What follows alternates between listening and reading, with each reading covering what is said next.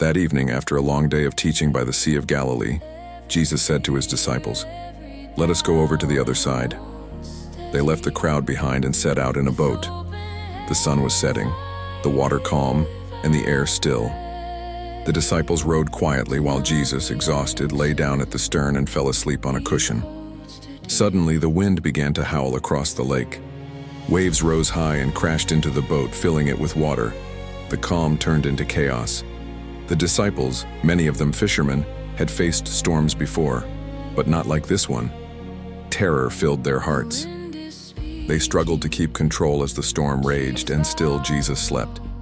Finally, they cried out over the noise of the wind, "Teacher, don't you care that we are perishing?" Jesus awoke. He stood and looked at the storm. The waves pounded, the sky darkened, lightning flashed across the water. Then, with complete authority, he spoke just 3 words. "Peace, be still." At once the wind died down.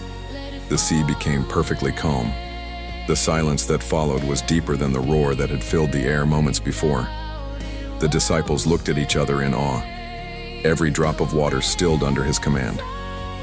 Jesus turned to them and asked, "Why are you so afraid? Do you still have no faith?" They were overcome with fear and wonder, saying to one another, "Who is this, that even the wind and the sea obey him?" In that moment, they realized that the one with them in the boat was more than a teacher or prophet. He was Lord over creation itself.